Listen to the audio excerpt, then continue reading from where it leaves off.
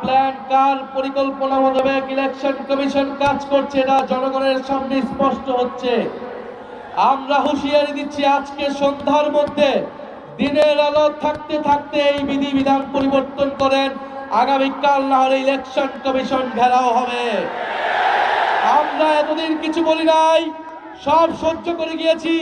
ইলেকশনের দ্বার প্রান্তে এসে, ইলেকশনের প্রাক্কালে এসে এই ধরনের ভোট কারচুপি, মিডিয়াকে ব্ল্যাক আউট করে দেওয়া হবে, মানুষের কণ্ঠস্বর, মানুষের তথ্য অধিকারকে রোধ করে দেওয়া হবে, এই ধরনের কোনো আইন করা হলে সেই আইন মেনে নেওয়া হবে না ইনশাআল্লাহ।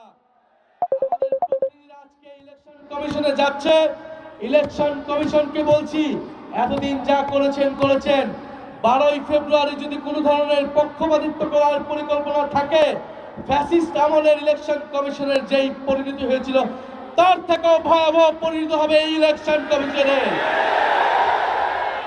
আমরা প্রশাসনের ভাইদেরকে বলছি, পুলিশ সেনাবাহিনী ভাইদেরকে বলছি, আমলাদেরকে বলছি, আপনারা আমাদের ভাই, আপনারা এই দেশের মেধাবী সন্তান, আপনাদের উপর দেশের আমানত, গুরু দায়িত্ব আপনারা পালন করবেন। আগামী 12ই ফেব্রুয়ারি আমরা সামনের দিকে আগাতে চাই, ফ্যাসিস্ট আমল থেকে আমরা সামনের দিকে আগাতে চাই। আমরা আশা করব আপনারা দেশের গুরুত্বপূর্ণ এই দায়িত্ব নিরপেক্ষভাবে পালন করবেন, বাংলাদেশের জনগণের অধিকার রক্ষা করবেন, গণতন্ত্রকে নিশ্চিত করবেন।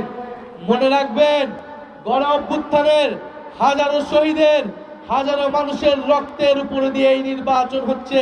এর সাথে বিশ্বাসঘাতকতা করলে বাংলাদেশের মানুষ আপনাদের কোনোদিন ক্ষমা করবে না, করবে না, করবে না।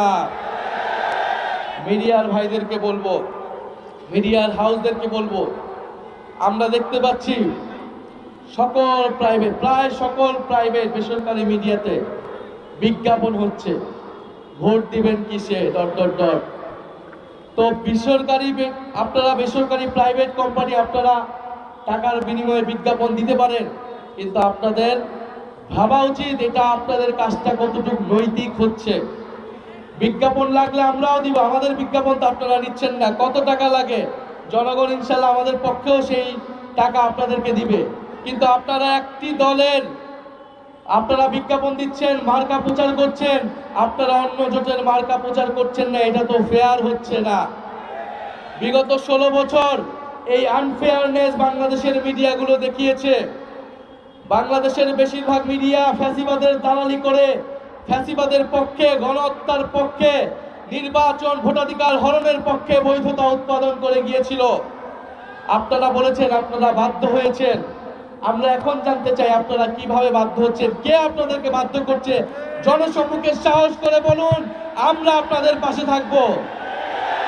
আর না হলে আমরা ভেবে নিব আপনারা বাধ্য হচ্ছেন না, আপনারা পুনরায় নতুন কোন স্বৈরাচারের দালালি করছেন, নতুন কোন স্বৈরাচারের পক্ষে বৈধতা উৎপাদন করছেন। 16 বছরের ইতিহাস ভুলে নাই, মিডিয়ার উপরে বাংলাদেশের মানুষের সেই আস্থা আসে নাই।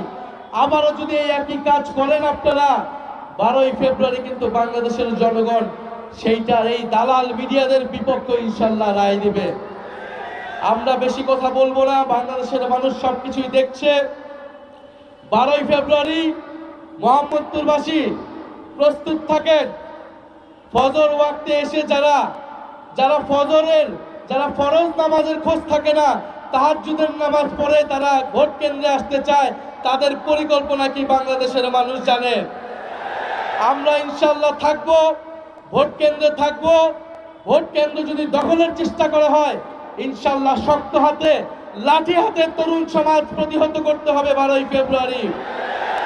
আর এই মোহাম্মদপুরবাসী রিকশা মার্কাকে জয়যুক্ত করে, ফ্যাসিবাদ বিরোধী কারা নির্যাতিত আলেমকে জয়যুক্ত করে ইসলামের পক্ষে ভোট দিবেন, গণ অভ্যুত্থানের পক্ষে, সংস্কারের পক্ষে ভোট দিয়ে আল্লামা মামুনুল হককে আপনারা আগামী সংসদে পাঠাবেন।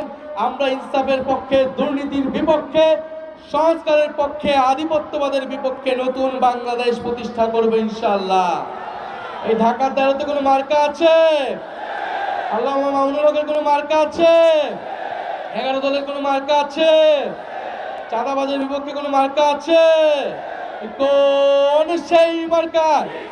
সবাই বলো আরো জোরে, ডাইনে বলো, বায়া বলো, সবাই বলো, ফেব্রুয়ারির 12 তারিখ জিতবে এবার 11 দলে, এবারে যাবে সংসদে, সংগ্রামে, সংস্কারে, ইনকিলাব ইনকিলাব।